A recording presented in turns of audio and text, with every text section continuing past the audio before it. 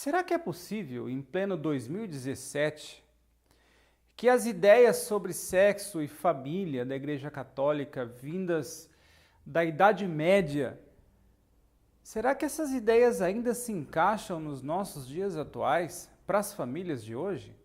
Bom, esse curso de sexualidade ele já vai começar a esquentar aqui, porque eu já vou começar a entrar em assuntos que apenas 10% das pessoas são de acordo, né, sobre o pensamento cristão a respeito da sexualidade, ok? O que acontece é que a Igreja Católica ela não tem uma ideia de que ela está pregando suas próprias ideias ao ser humano.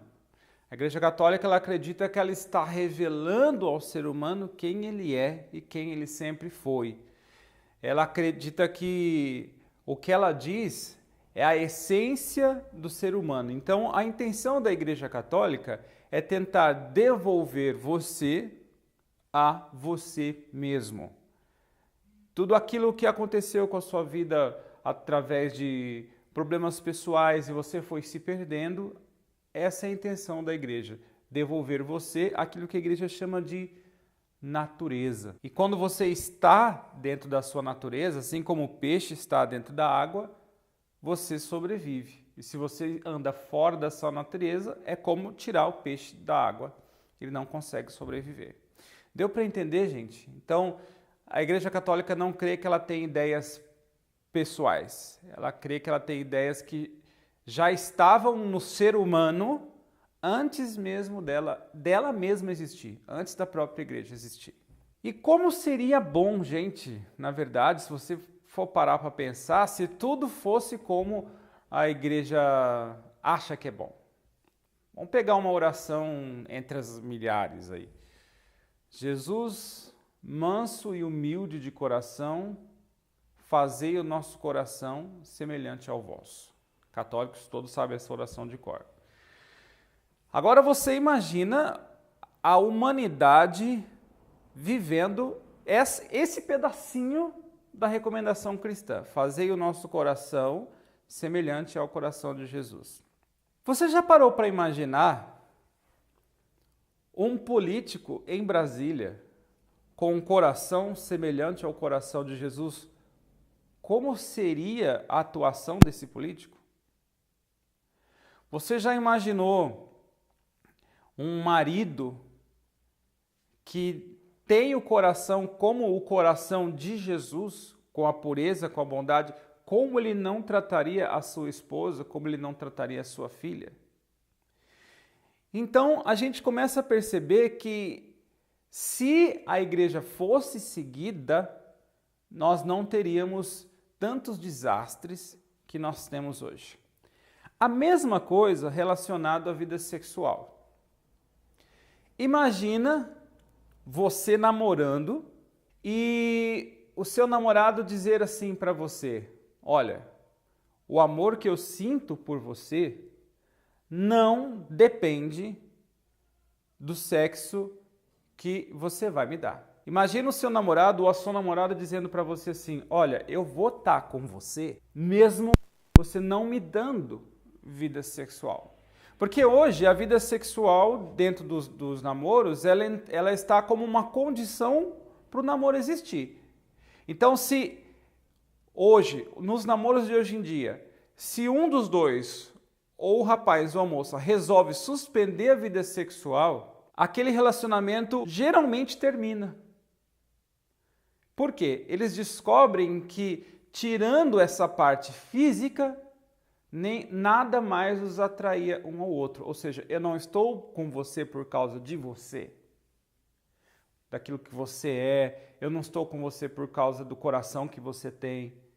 Eu estou com você porque você me dá sexo. Já que o amor é um sentimento incondicional, a filosofia de qualquer religião diz isso, que o amor não impõe condições para existir, imagine se o amor nos namoros não tivesse condições para existir também, não tivesse a condição sexual para existir. Seria melhor ou pior esse namoro? Pensa um pouquinho. O seu namoro. Como seria o seu namoro se você não tivesse a preocupação de superar sexualmente o ex da pessoa, a ex da pessoa. Gente, existe ou não existe essa preocupação? É claro que existe, né? Quantas meninas aí querendo ser melhores em performance do que a ex? Só que, desculpa, performance por performance, você vai perder das profissionais. Porque, eu falando para você, menina, eu quero acreditar que você não é uma profissional do sexo. Então, se o seu namorado quisesse uma performance perfeita, você não é a pessoa ideal mesmo. Muito menos depender disso para se casar com você.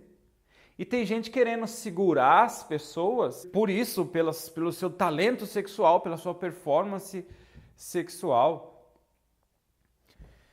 E se o término do seu namoro fosse menos traumático?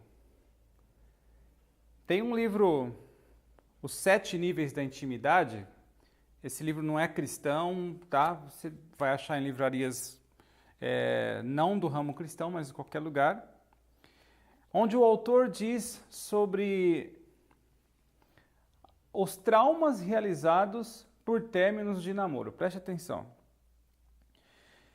Eu percebo que muitas pessoas talentosas para conquistar os outros, em um breve encontro sempre usam as 2 mãos para cumprimentar, apertando nossa mão com uma delas e tocando o nosso braço ou o nosso ombro com a outra. Ao fazerem isso, criam uma sensação de afeto e até mesmo de união. Se um gesto pequeno assim pode gerar um sentimento de união, imaginem o que produz uma relação sexual. Isso explica o vínculo que a relação sexual cria entre 2 pessoas. Explica também, preste atenção, a dor que as pessoas sentem ao se separarem de alguém com quem tinham uma vida sexual ativa. A dor e a falta de rumo causadas pela separação persistem anos depois. Persistem anos depois. Verdade ou não é? Então, aquele relacionamento que você nunca mais esqueceu, você já está namorando outra pessoa, por que não sai? Por que te feriu tanto? Por que você carregou isso até às vezes para o altar? Vida sexual. Gente, ao contrário do que você pensa, dar o sexo para uma pessoa não é dar o corpo, é dar a si mesmo.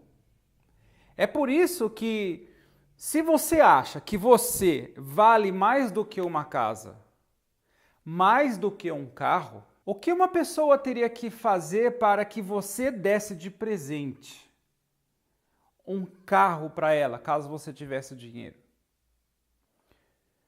O que essa pessoa teria que ser ou fazer por você, ou representar para você, se você tivesse dinheiro para dar uma casa e você desse a casa para essa pessoa? O que essa pessoa teria que representar para você? Agora, se você não quer dar uma casa, um carro, mas você quer dar algo que vale muito mais do que isso, você quer dar a você. O que essa pessoa tem que fazer para provar que mereceu algo mais caro do que uma casa?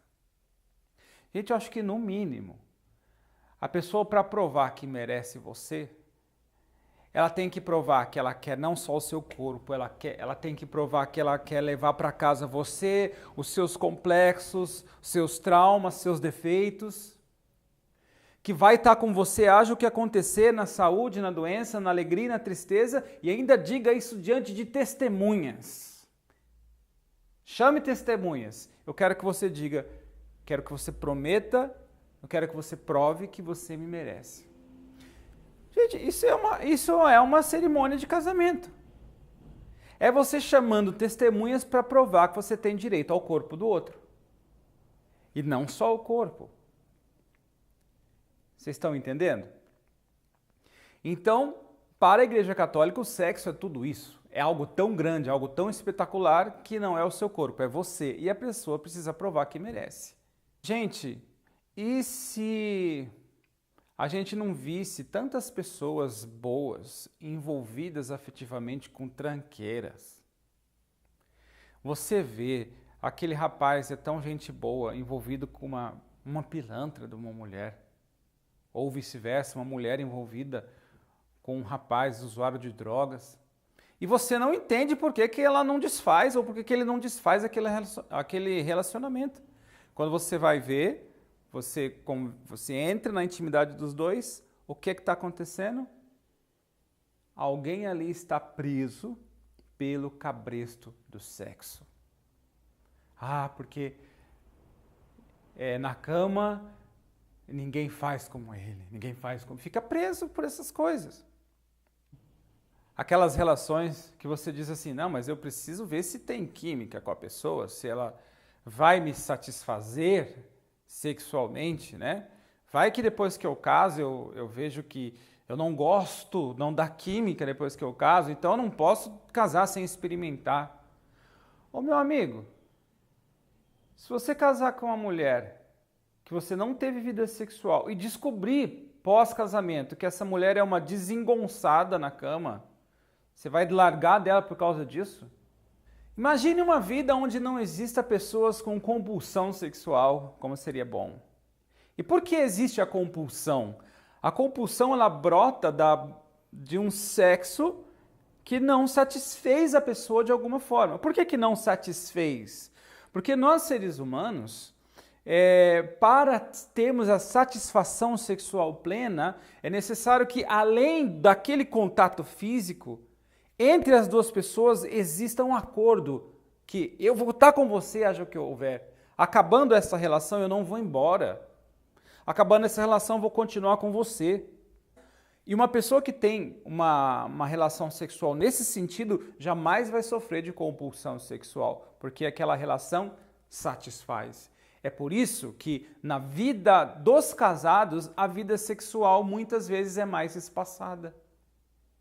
Às vezes você critica, não, porque quando casa, a vida sexual fica mais espaçada, porque tem conta de luz, tem conta de água. Não, é porque a relação sexual dos casados preenche. Porque quando você termina, você sabe que aquela pessoa não vai embora. Você quer provar, olha, você quer fazer um teste de que o seu namorado te ama, que a sua namorada te ama? Não existe teste melhor. Suspenda a vida sexual.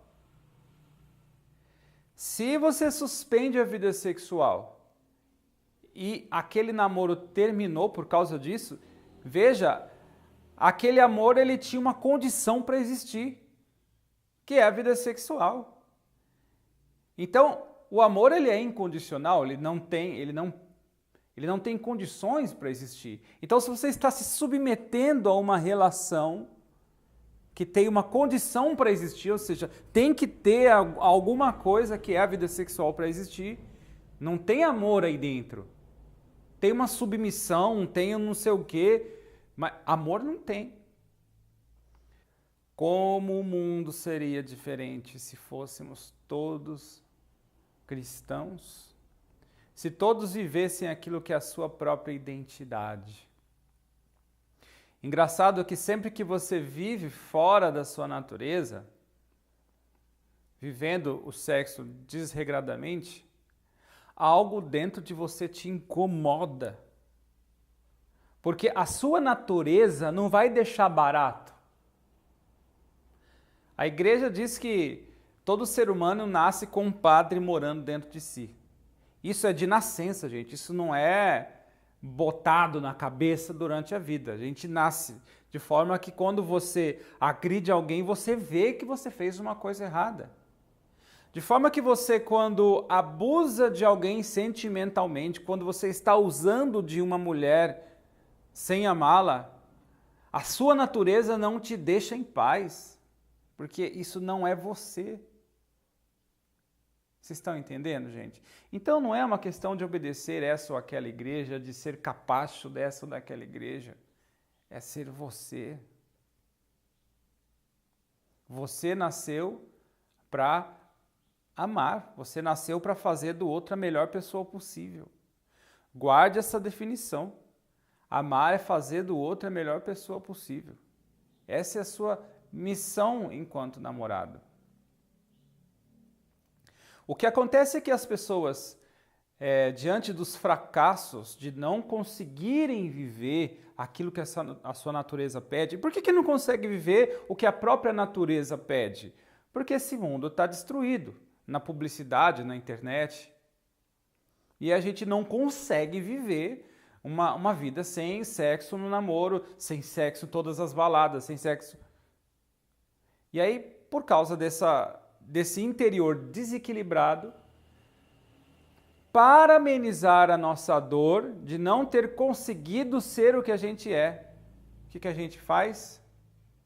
Prefere ridicularizar o que a igreja diz. Dói menos, né? Dói menos você dizer que não consegue viver isso porque é uma coisa do século passado. Mas a sua natureza, a sua consciência, o Padre que mora dentro de você, nunca te deixará em paz, até que você volte a ser quem você é. Uma pessoa capaz de amar, de fazer do outro a melhor pessoa possível, independente do sexo que ela pode te dar ou não.